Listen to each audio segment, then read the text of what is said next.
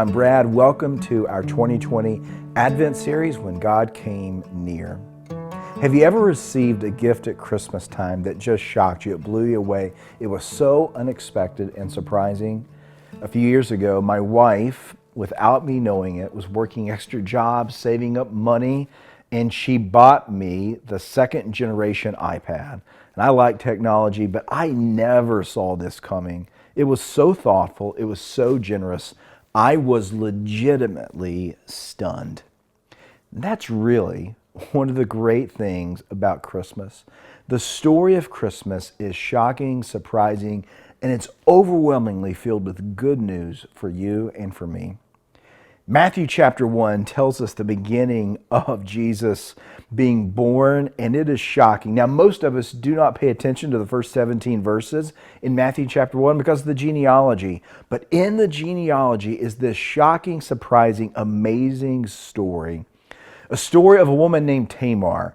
And her story is found in Genesis 38. And here's a warning, it's rated R and made for HBO. But in this story, God works redemptively. Then Matthew chapter 1 tells us about Rahab. Rahab didn't pretend to be a prostitute. She was a prostitute. Then Ruth, the foreigner. Now culturally, this was a shock. This was a big deal for Ruth to be included in the family tree of Jesus. And then it closes out with Bathsheba. She's only known as Uriah's wife in Matthew chapter 1. All four of these women would be stunned to discover that they made it into the story of the advent of the Messiah. And the angel comes to Joseph, who's also shocked at the news that he's going to have a child. Joseph's freaking out, and the angel says to Joseph, Joseph, Mary, she's going to bear a son, and you're going to call his name Jesus because he's going to save his people from their sins.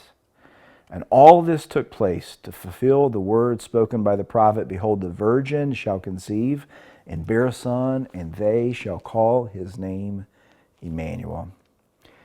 The story of Christmas rescue is shocking, it's surprising, it's incredible good news. That even if you don't feel worthy of grace, even if you feel like you'll never measure up, God sent Jesus for you. And that's good news that those four women in Matthew chapter 1 didn't see coming. And maybe it's good news that you didn't see coming, but it's true nonetheless. Man, continue to join with us. You can read more and follow along on our Advent journey this week at whengodcamenear.com. Until next time, I'm Brad.